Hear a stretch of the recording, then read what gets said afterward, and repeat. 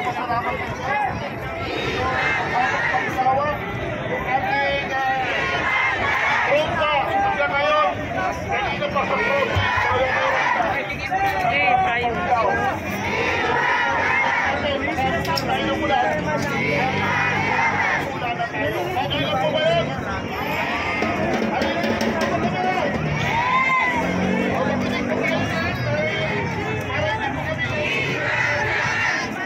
Oh, people at the right, leaders!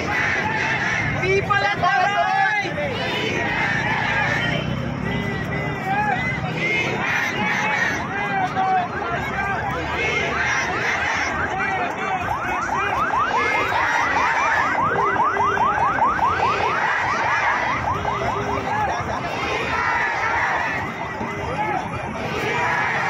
Sandali lang po! Isang programa lang po tayo dito! Sino po ba yan sa Mr. Johnson? Brother, isang programa lang tayo. Okay lang po ba? Isang programa lang tayo. Okay, salamat po sa pagkakasya nyo.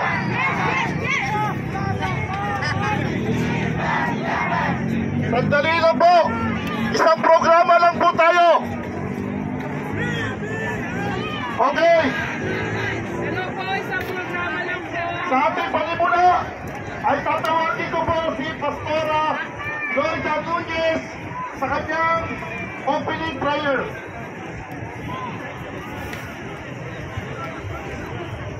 Mga kapatid, tayo po ay magtahimik at tayo ay tutunod sa ating Ama. Tayo pa ay mananalangin na. Dakilang Diyos sa mag-aral, Diyos na makapangyarihan sa lahat. Diyos na sa ating lahat ay tumalak. Diyos na sa ating ay nagmamahal. Sa oras na ito, sama-sama po kami tumutulog sa iyong paalala naman. At tinataas namin ang gawain ito na kayo, Ama, ang aming pong patnubay. Bagamat nagkakaroon po kami ng mga kagabat, ngunit alam po namin na nandiyan kayo na patuloy na sa amin ay nakatungkay upang kami ay patnubayan at gabayan sa amin kung gagawin sa hangin ito. Salamat po, Ama, sa presensya ng lahat ng nandito. At salamat din po, Ama, dahil iningatan din po sila sa kanilang pagparito.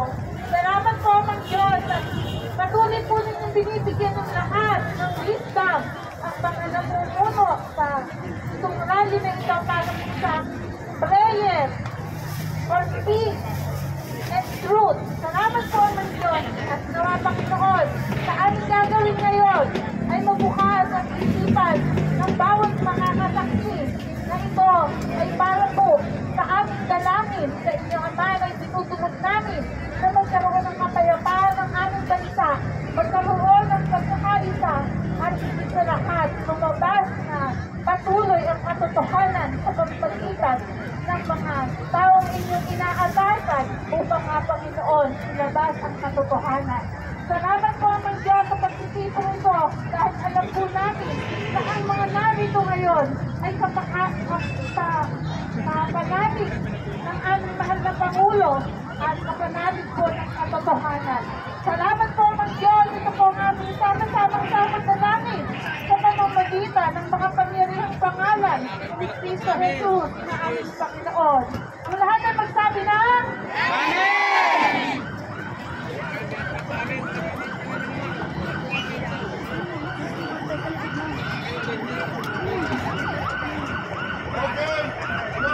Hello. Okay. Tatawagin ko naman po ngayon ang maglilid po ng ating pambansang awit. Okay? Wala pang iba, mag-DC Bisbanes de la Cruz. Nangyari lang po, tayo lahat ay lagay ang ating kanang kamay sa ating kaliwang dibdib at sabay-sabay tayong umawit ng national anthem. Bayang magiliw, handa awit! Bayang magiliw, para sa silanganan, ayaw ng puso, sa isip mo'y buhay. Lupang hinirang, tuyang ka ng mag-ibig, sa manlulupig,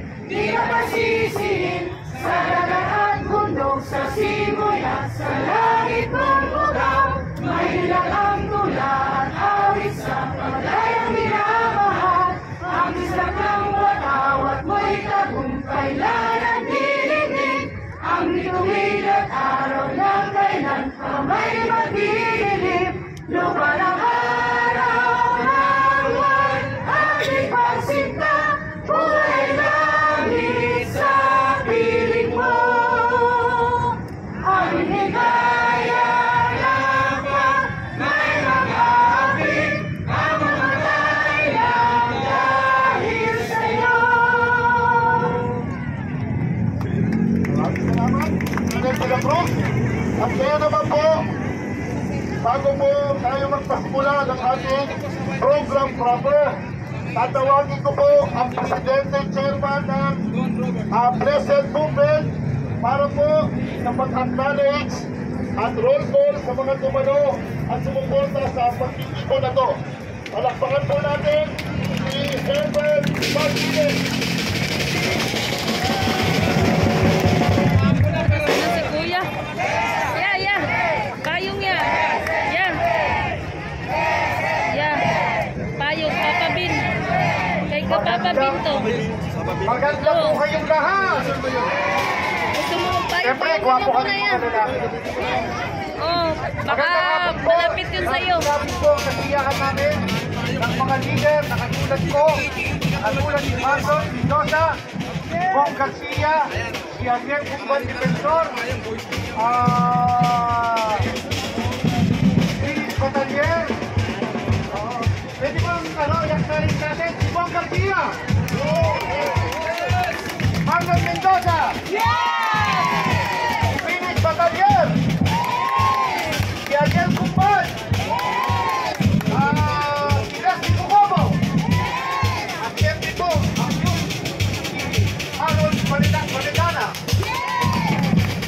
Kapit po ang aming kasiyahan kahit po sa ganitong panahon ay nagtitipon-tipon po tayo upang ipakita sa ating mahal na Pangulo na ano natin siya sinusuportahan at sinamahan. Kahit sa mga ganitong pagtitipon, kung napakahirap pa tayo ang ilang kampanyang araw na kasama pa sa uya ilang araw. So, kahit po huwag nang pahabain ito upang matapos po natin na agad ang ating programa. At kung tayo ay makatapos at makapagpapakita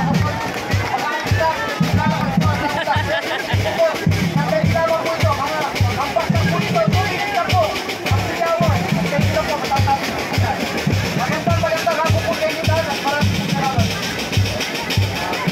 Okay, malagparan po natin si Herbert Martinez ng Blessed Movement. So wala bang payong ito, meron. Okay.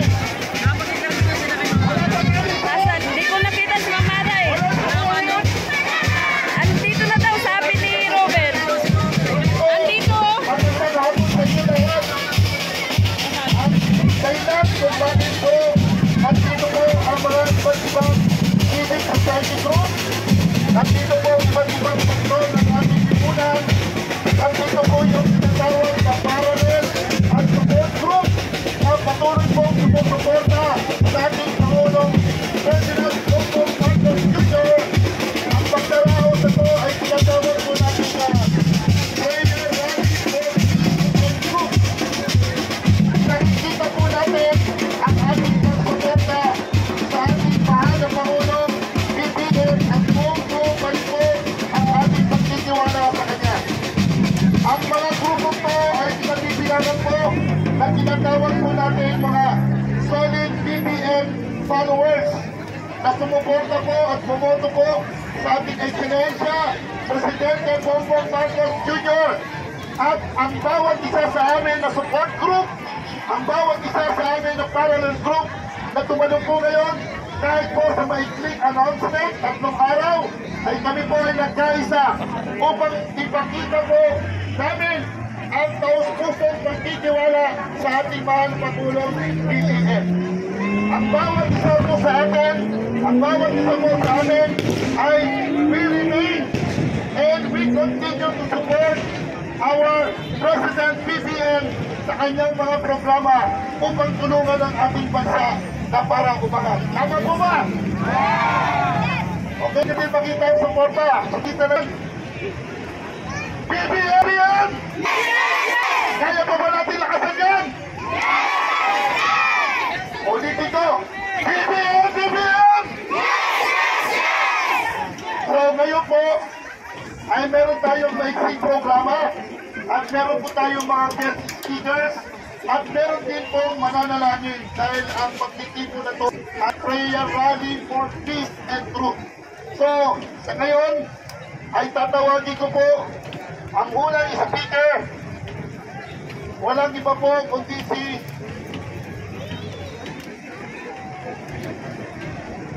ang una po nating speaker ay walang iba po kundi si Bong Garcia. Palakpakan po natin.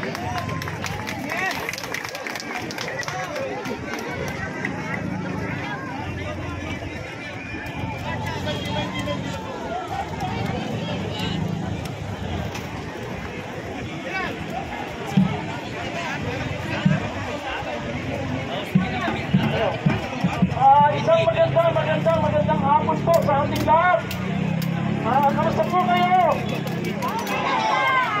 Ako po ay nagagalak at nagpapasalamat at katulad ng aming puso sapagkat sa kanila po ng hindi magandang panahon ay narito kayo at nagtsatsagang nakikiisa, lumalaban na suporta sa ating mahal na Pangulong PBBM.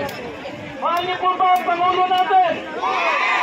Okay, kung mahal niyo po ang ating Pangulo, dahil po dyan, meron po kayong pagkain ng tubig, mamaya po, sa lahat po ng ating mga leader, hindi kayo po tayo.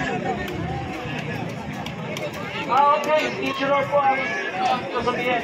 Actually, ang ibigay po sa aking tasking ay nais po namin pasalamatan ang lahat-lahat ng sumuporta kay PBBM na mula po sa Kongreso, sa Senado, sa ating pong Armed Forces of the Philippines, sa lahat po ng mga kapulisan, PNP, at lahat po ng mga totoong lakas dito sa Pilipinas.